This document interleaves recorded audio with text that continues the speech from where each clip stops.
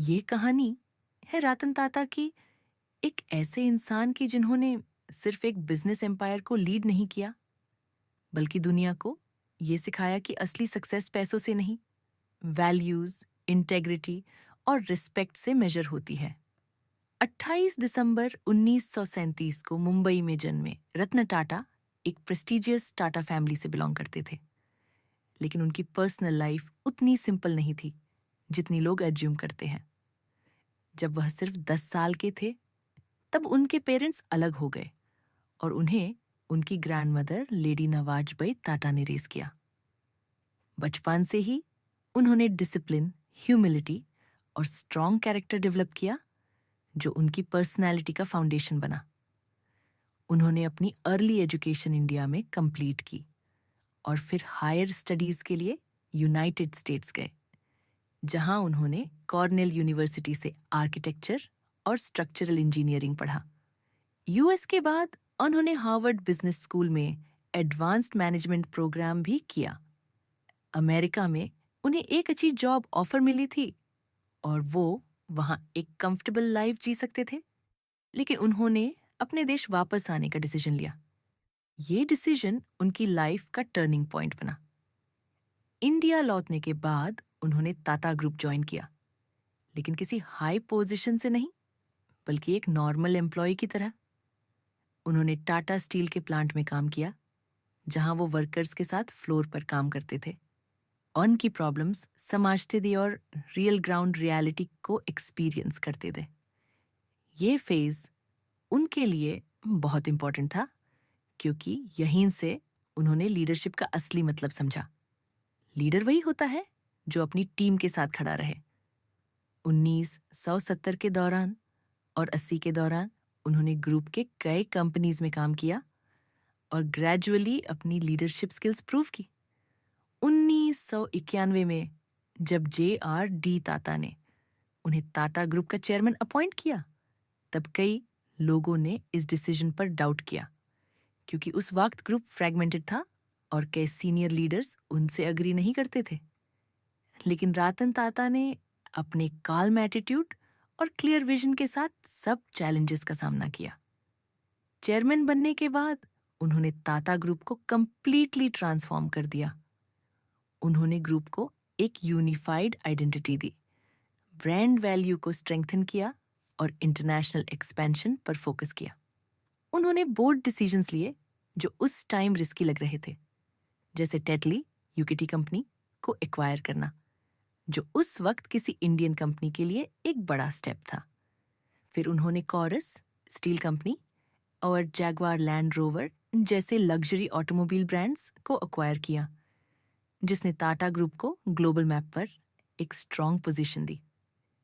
ये एक्विजिशंस सिर्फ business deals नहीं थे, बल्कि ये दिखाते थे कि एक इंडियन कंपनी भी ग्लोबल लेवल पर compete कर सकती है।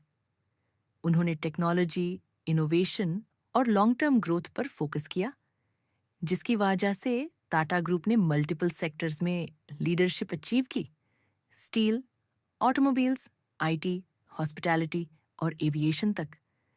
लेकिन रतन टाटा की जर्नी सिर्फ सक्सेस से भरी नहीं थी। उन्होंने फेलियर्स और क्रिटिसिज्म भी फेस किया। एक टाइम ऐसा भी आया जब टाटा मोटर्स को लॉसेस हो रहे थे और उन्हें अपना कार डिवीजन बेचने का प्रेशर था। जब वो फोर्ड के पास डील के लिए गए, तो उन्हें डिसरिस्पेक्ट फेस करना पड़ा, लेकिन उन्होंने गिव अप नहीं किया। कुछ सालों बाद जब फोर्ड खुद क्राइसिस में आया, तो रतन टाटा ने जगुआर लैंड रोवर एक्वायर किया और उसे प्रॉफिटेबल बिजनेस बना दिया। यह मोमेंट उनकी रेजिलियंस और सेल्फ बिलीफ का परफेक्ट एग्जाम्पल है। उनका एक और एम्बिशियस प्रोजेक्ट था टाटा तनानो, जिसे उन्होंने इस विजन के साथ लॉन्च किया था कि इंडिया के मिडिल क्लास फैमिलीज भी कार अफोर्ड कर सकें। चाहे नानो कमर्शियल सक्सेस ना बन पाई हो, लेकिन उसके पीछे की इंटेंशन ने लोगों का दिल जीत लिया और ये दिखाया कि वो सिर्फ प्रॉफिट्स के लिए नहीं, बल्कि सोसाइटी के लिए भी सोचते हैं। रतन टाटा अपनी सिंप्लिसिटी और ह्यूमिलिटी के लिए भी जाने जाते हैं। इतनी बड़ी पोजीशन पर होने के बाद भी उनका लाइफस्टाइल बहुत सिंपल है।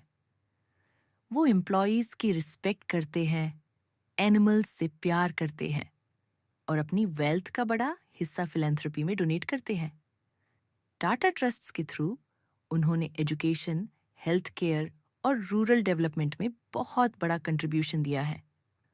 उनका मानना है कि बिजनेस का पर्पस सिर्फ प्रॉफिट कमाना नहीं, बल्कि सोसाइटी को बेटर बनाना भी है।